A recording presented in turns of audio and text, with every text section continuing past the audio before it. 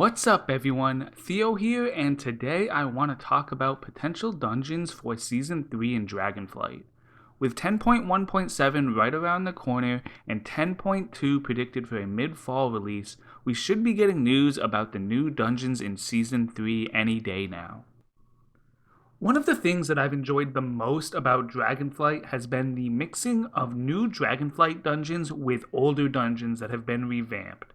This rotation in the dungeon pool has gone a long way in making Mythic Plus seem a lot less repetitive in between seasons. Now, it hasn't been confirmed that Blizzard will continue to bring back old dungeons in Season 3. If they did, it's unlikely that we will see 4 old dungeons revamped again like they did in Season 1 and Season 2. I think it's a lot more likely that along with the dawn of the Infinite Mega Dungeon, we will see a mix of Season 1 and 2 Dragonflight dungeons with the potential of 1 or 2 older revamped dungeons being sprinkled in. However, I wanted to make a quick little video about what dungeons I'd like to see come back. This is a completely subjective list based on some of my own personal favorites. However, I'm also taking into account the theme of the expansion and where the rest of the story seems to be headed, whether it's the Emerald Dream or a more void-themed ending. So, without any more delay, here are the 4 dungeons I'd love to see brought back in Season 3 of Dragonflight.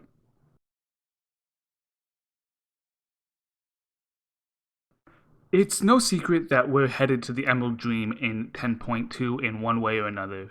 This has all but been confirmed by the Dream Surge's public event that's being added in 10.1.7.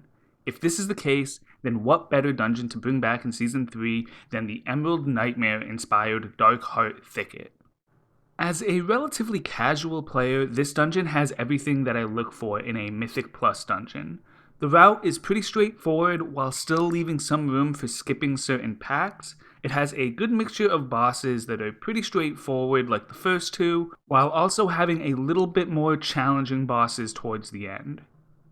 The third boss, Dressarion, can be especially annoying with its pushback mechanic. However, Blizzard has clearly wanted to include mechanics in both raids and dungeons that highlight the unique toolkit of evokers.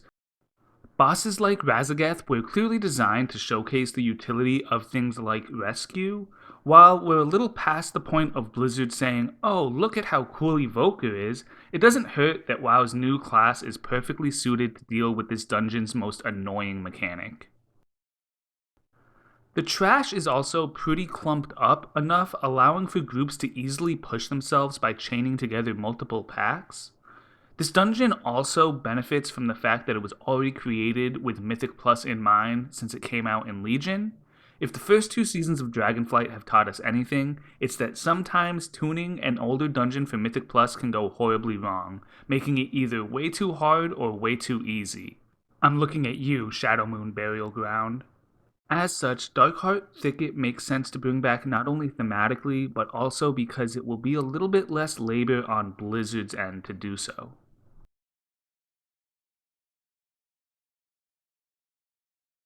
I picked Shrine of the Storm for very similar reasons that I picked Darkheart Thicket. With Iridikron slipping away into a void portal at the end of the Dawn of the Infinite Mega Dungeon, this is another dungeon that fits with the theme of where the story seems to be headed. Having a dungeon that becomes more and more void-themed as it progresses seems to be a perfect parallel to the story of Dragonflight so far. Now, I know this dungeon is very polarizing within the community, with people either absolutely loving it or absolutely hating it. I'll admit myself that I have a bit of a love and hate relationship with the dungeon. At first, in BFA, it was probably one of my least favorite dungeons to play. Some of the trash packs were pretty annoying, and it seemed like every boss had the potential to wipe a pug. As someone who primarily pugs mythics, this is a bit of a concern. However, I definitely started to appreciate it a little bit more as the expansion went on. I think this dungeon was at its best in the final season of BFA when you could get pretty creative with the skips thanks to the seasonal affects. We obviously won't have this in Season 3, so I may not enjoy this dungeon as much in practice as I remember enjoying it at the end of BFA. Regardless, the void-themed final boss is more than enough reason for me to include this on my list. Besides, I love the instances that make you feel like you're not just crawling through a dungeon. The visual beauty of this dungeon alone makes it worth bringing back.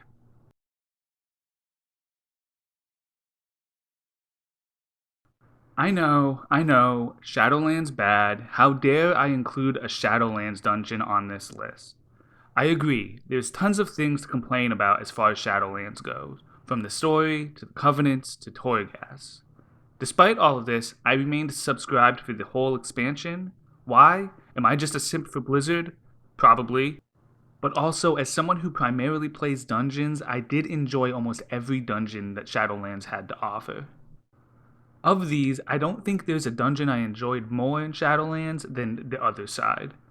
One of my all-time favorite characters in Warcraft is Bwonsamdi, and one of my biggest regrets from Shadowlands is that we didn't get more out of the Loa of Death than just this dungeon. But that's not the only reason I'm including it on this list.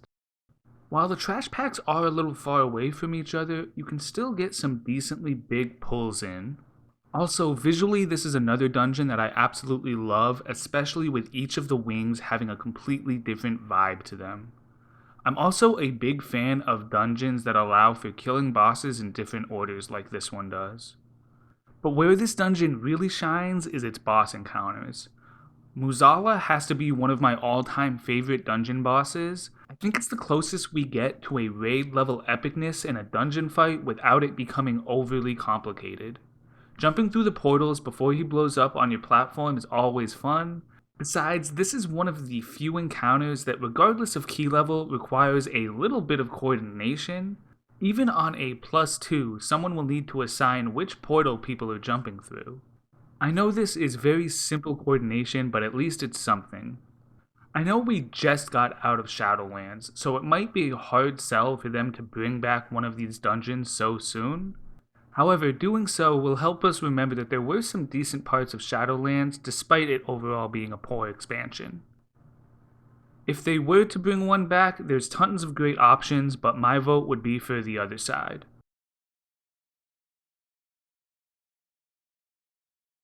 Now this is where I start to show my personal bias.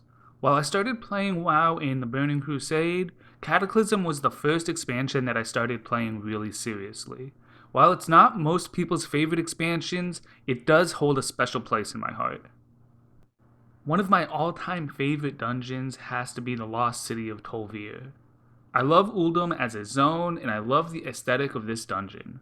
While there's always a question of how well an older dungeon will translate to Mythic Plus, the relative success of Vortex Pinnacle in Season 2 shows that Cataclysm dungeons can actually make some decent Mythic Plus dungeons.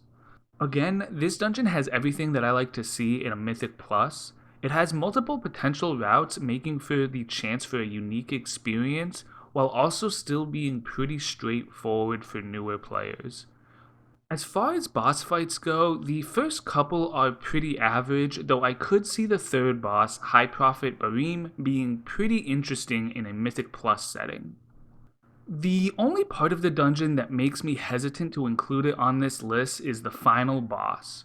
Even when going back to it in time walking, it's a pretty mediocre fight. I think any boss, whether it's in a raid or a dungeon that has a phase where the boss is completely immune, is just plain boring. If Blizzard finds a way to rework this and make the boss and adds a little bit more interesting though, I could see this dungeon being an absolute banger in Mythic Plus. And that's my list of dungeons that I'd like to see Blizzard add in Season 3. Most of this is based off of either the themes of the dungeons that I think make sense for where the expansion is headed, or my own personal bias. I don't expect everyone to agree with this, so leave a comment below about what dungeons you'd like to see brought back either in Season 3 or in later seasons. Thanks so much for watching. Be sure to like the video if you made it this far and subscribe if you want more content from a more casual perspective, and I'll see you next time.